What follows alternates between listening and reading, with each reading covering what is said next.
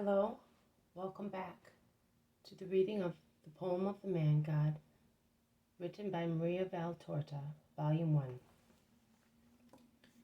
Chapter 12, Part 1. Joseph is appointed husband of the Virgin. 4th September 1944. I see a rich hall with a beautiful floor, curtains, carpets, and inlaid furniture. It must be still part of the temple. There are priests in it, including Zacharias, and many men of every age, from 20 to 50 approximately. They are all talking in low but animated voices. They seem to be anxious about something I do not know. They are dressed in their best clothes, which seem to be new or just recently washed, and they are obviously dressed for some special feast. Many have removed the piece of cloth covering their heads.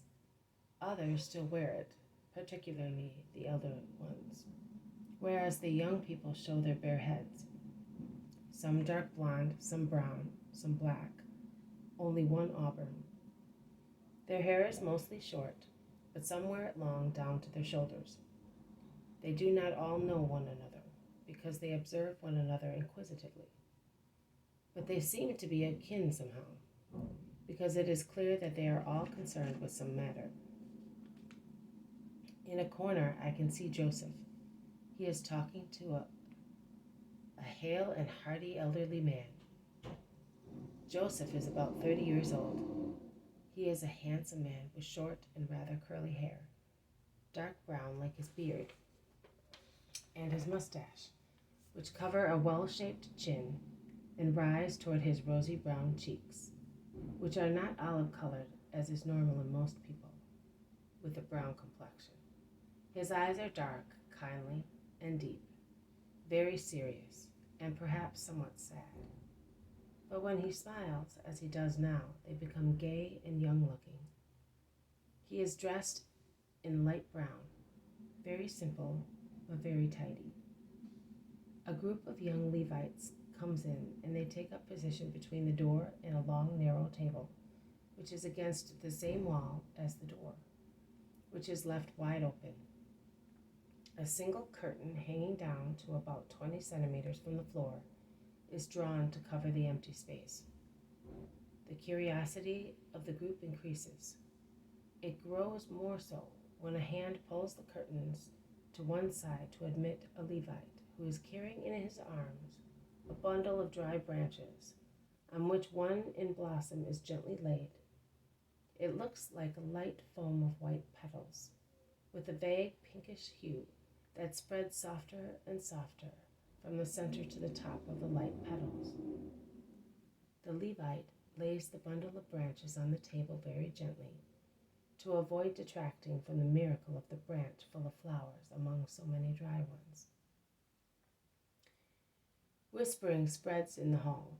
They all stretch their necks and sharpen their eyes to see.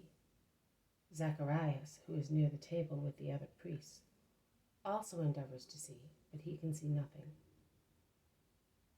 Joseph, in his corner, gives a quick glance to the bundle of branches, and when the man he was speaking to says something to him, he shakes his head in denial as if to say, "Impossible," and smiles.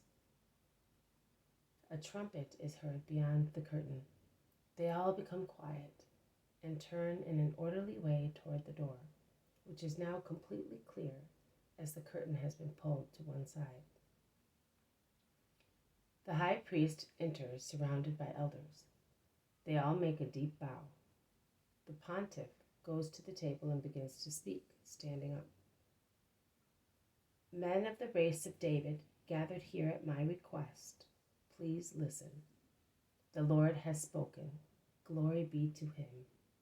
From his glory, a ray has descended, and like the sun in springtime, it was given life to a dry branch which has blossomed miraculously, whereas no other branch on earth is in bloom today.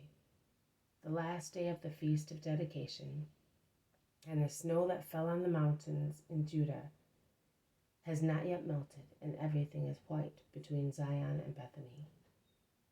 God has spoken and has made himself the Father and the guardian of the Virgin of David, who has him alone as her protection. A holy girl, the glory of the temple. She deserved the word of God to learn the name of a husband agreeable to the Eternal One. And he must be very just to be chosen by the Lord as the protector of the Virgin so dear to him. For this reason, our sorrow in losing her is alleviated, and all worries about her destiny as a wife cease.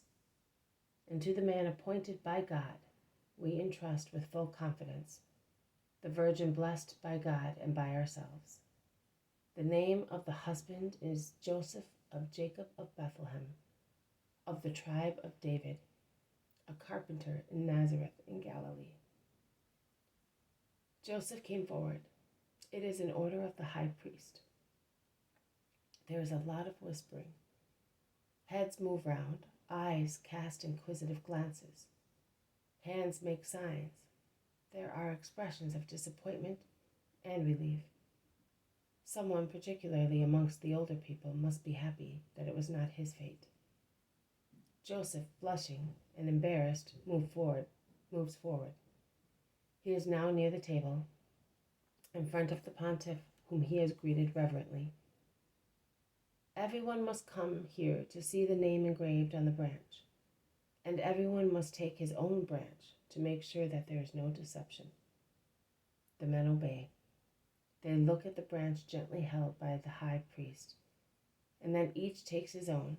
Some break it, some keep it. They all look at Joseph. Some look and are silent. Others look and congratulate him. The older man, to whom Joseph was speaking before, exclaims, "I told you, Joseph. Who feels less certain is the one who wins the game." They have all now passed before the pontiff. The high priest gives Joseph his branch in bloom. He lays his hand on his shoulder and says to him, "The spouse the Lord has presented you with is not rich, as you know, but all virtues are in her. Be more and more worthy of her. There is no flower in Israel as beautiful and pure as she is. Please all go out now. You, Joseph, stay here. And you, Zacharias, since you are her relative, please bring her. Bring in the bride." They all go out, except the high priest and Joseph. The curtain is drawn once again over the door. Joseph is standing in a very humble attitude near the priest. There is silence. Then the priest says to Joseph, "Mary wishes to inform you of a vow she has made. Please help her shyness. Be good to her, who is so good. I will put my strength and my manly authority at her service, and no sacrifice on her behalf will be heavy for me. Be sure of that." This has been a reading from Maria Valtorta's The Poem of the Man God, Chapter 12, Part 1, Joseph is appointed husband of the Virgin. Thank you for listening. I will see you tomorrow. May peace be with you.